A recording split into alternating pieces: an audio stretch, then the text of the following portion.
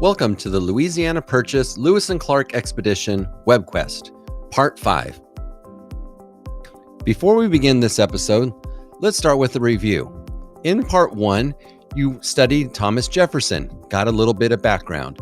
In Step 2, you looked at the events leading up to the Louisiana Purchase. In Step 3, you looked at the reactions that people had to the Louisiana Purchase. And last time, you looked at Louisiana Purchase and the core of discovery. In this Part 5, we're going to take a look at Sacagawea and the core of discovery.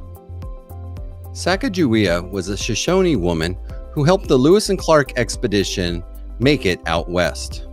Let's learn more about her now. I'm a coin collector, and I'm so excited because I just got a new coin to add to my collection. This coin has the image of a woman with a baby on her back. I wonder what her story is. That baby was my dear boy Pomp. I brought him along on my incredible journey of discovery. We traveled across our vast country and made it all the way to the great waters of the Pacific Ocean. You must be Sacagawea, the Native American woman who helped Lewis and Clark explore the western United States. Yes, I am Sacagawea, daughter of a Shoshone chief and explorer of this great land. What were the significant events of Sacagawea's early life?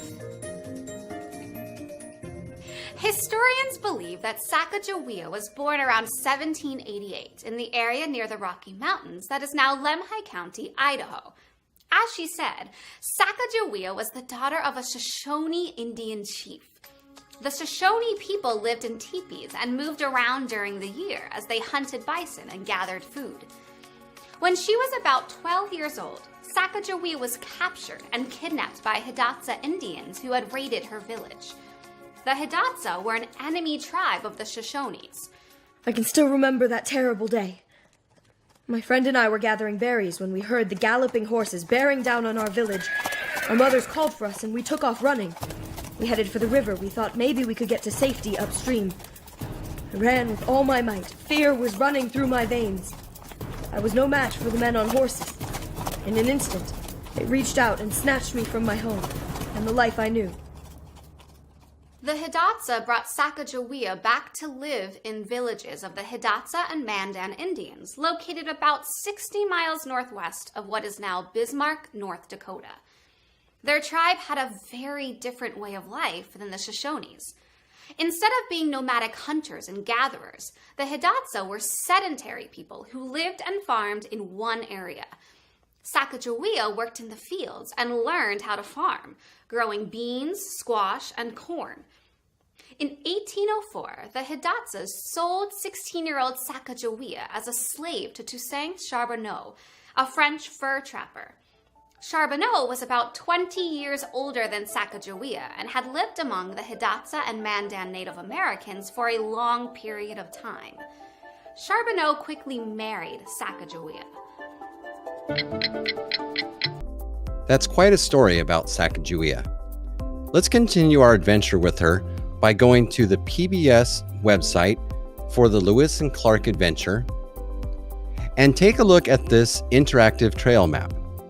Click on each of the states listed there to complete the graphic organizer in the formative. Now that you've used the PBS website to create your list of Native American tribes that Lewis and Clark encountered, we're going to move to Freedom Flicks after this promotional video.